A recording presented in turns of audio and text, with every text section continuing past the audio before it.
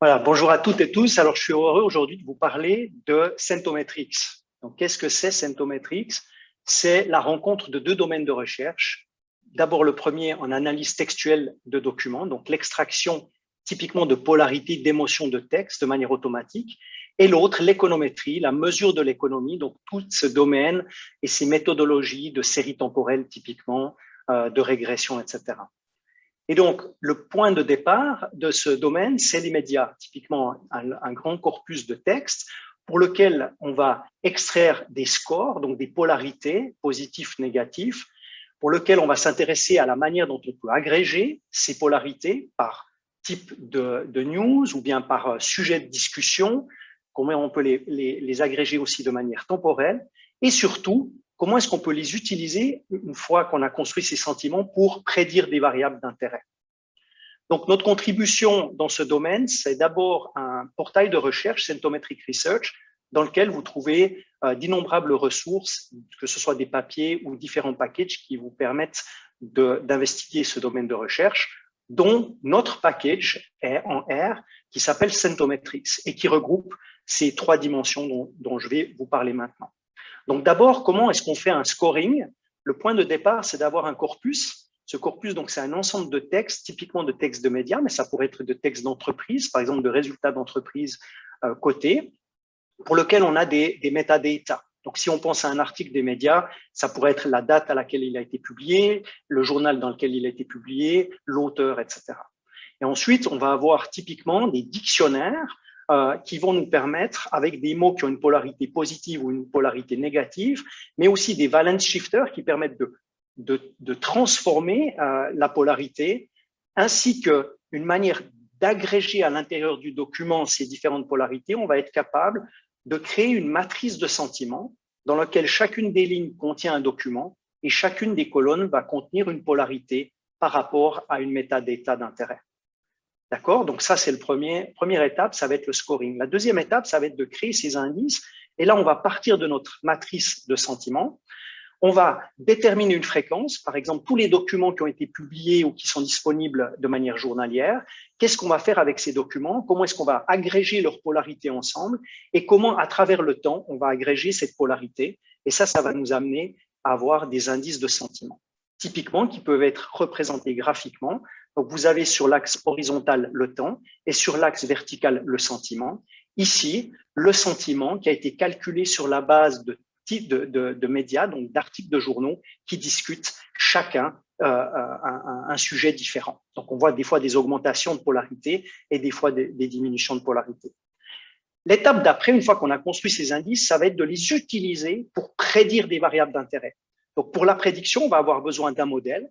Et pour construire ce modèle, on va avoir besoin de le spécifier. Ça veut dire quoi? Ça veut dire de se focaliser sur une variable d'intérêt qui va être notre objectif. Typiquement, je vais vous donner un exemple après avec la production industrielle américaine. Et puis, je vais intégrer les variables de sentiment à l'intérieur de ce modèle, peut-être de manière linéaire, donc une combinaison linéaire de ces indices de sentiment, et éventuellement des variables exogènes. Ça pourrait être, par exemple, des variables macroéconomiques.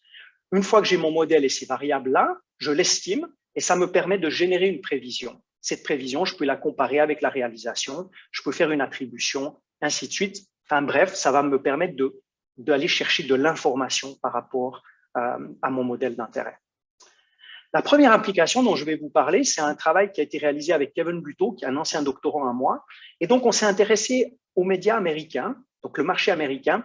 Comment est-ce qu'on peut utiliser les médias américains pour essayer d'améliorer la prévision d'une quantité importante en économie, qui est la production industrielle? D'accord? Donc, on a regardé sur une période donnée l'ensemble des articles publiés qui ont attrait à l'économie. Et ensuite, on a créé des polarités, on a essayé de combiner ces différents indices pour améliorer un modèle existant.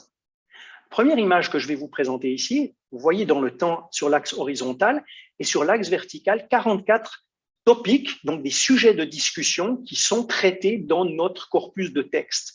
Et la couleur représente la polarité agrégée par année. Vous voyez qu'il y a des années pour lesquelles on a une concentration de polarité négative, typiquement en 2008-2009 lors de la crise financière, que l'on parle de certains aspects liés à l'énergie ou que l'on parle des taux d'intérêt, majoritairement une polarité négative. Mais la plupart du temps, on voit une certaine hétérogénéité. Donc, Comment est-ce que je peux essayer d'extraire de l'information de cette hétérogénéité ou alors de cette concentration? Eh bien, c'est l'objet de notre étude. En fait, on va utiliser ces 44 indices qui sont multipliés par 7 manières de les calculer et par 16 manières de les agréger temporellement. Et donc, on arrive à près de 5000 indices de sentiment. Comment est-ce que je peux inclure ces 5000 indices de sentiment dans un modèle prédictif?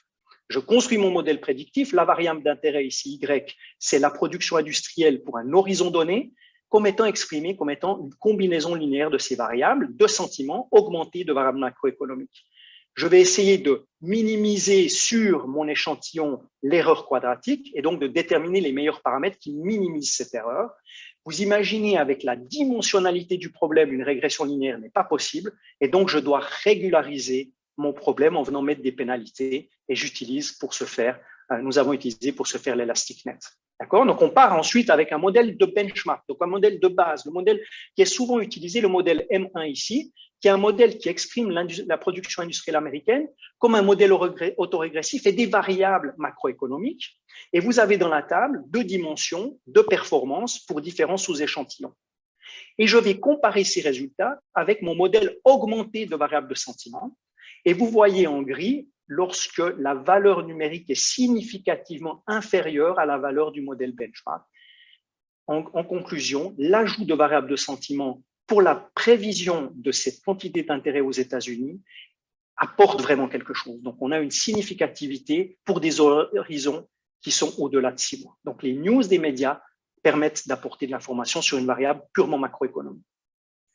La deuxième illustration, qui est un partenariat avec Radio-Canada grâce à Ivado et qui a impliqué Kevin encore, mais aussi Ala, qui était un étudiant de maîtrise, c'est de venir mesurer l'incertitude de la politique économique au Québec sur plus de 100 années. Et donc là, on s'est intéressé aux médias québécois, francophones, et on est venu chercher les articles historiques. Et sur la base de ces articles historiques, vous avez un extrait ici, on est venu essayer d'isoler des mots qui parlent à la fois de E, l'économie, P, la politique, et U, l'incertitude. Vous avez un exemple ici avec 3 mots, et vous avez en chiffres leur position dans le texte. Et donc, on a mis au point une stratégie pour déterminer une proximité de ces mots sur la base de 3 dictionnaires. Et lorsque, typiquement, une édition du jour parle très souvent d'incertitude de politique économique par rapport au nombre de tokens, donc de mots, eh bien, on va déterminer que cette édition du jour est très active en termes d'incertitude de politique économique. On fait ça sur 4 médias québécois, et donc, en agrégeant nos indices, on arrive à avoir l'indice que vous voyez ici représenté en noir, depuis 1915 jusqu'à 2020, qui présente cette incertitude de politique économique au Québec. Et quand on vient comparer cette valeur numérique avec des événements qui ont eu lieu, que ce soit dans le monde ou au Québec, on voit qu'on a une haute corrélation. Par rapport avec la Grande Dépression, on voit qu'on capture la Grande Dépression, on capture le coronavirus, on capture également la crise de 2008, la crise financière. Mais ce qui est intéressant, on a aussi capturé des événements qui sont plutôt liés au Québec ou bien au Canada, comme par exemple la crise d'Oka. Le dernier projet qui est toujours lié à Sentometrics, dont je voulais vous parler, qui est toujours avec Kevin, c'est sur le changement climatique. Comment est-ce qu'on peut venir mesurer une préoccupation du public par rapport au changement climatique en se basant sur les médias? Et là, encore une fois, on s'est intéressé aux médias américains. On a construit des dictionnaires, une manière de combiner ces dictionnaires pour venir mesurer la préoccupation des médias américains par rapport au changement climatique et construire un indice. Et c'est l'indice que vous voyez ici en noir qui évolue dans le temps. Et quand on regarde à quel moment cet indice augmente significativement ou massivement, eh bien, on voit que clairement, c'est lorsqu'il y a eu des grandes rencontres sur le climat, d'accord, à travers le monde, pour discuter éventuellement de nouvelles régulations ou au contraire des catastrophes. D'accord. Et donc, la question maintenant économique qui va nous intéresser, ou la question financière, c'est de se dire, quand on met ensemble, qu'on essaye de corréler une augmentation de cet indice avec peut-être la performance de firmes vertes, donc de firmes durables, ou de firmes qui polluent beaucoup, typiquement dans l'industrie pétrolière, qu'est-ce qui se passe? Donc, typiquement, lorsqu'on a une augmentation de notre préoccupation, qu'est-ce qu'on va observer pour les firmes, donc les entreprises vertes et pour les entreprises brunes?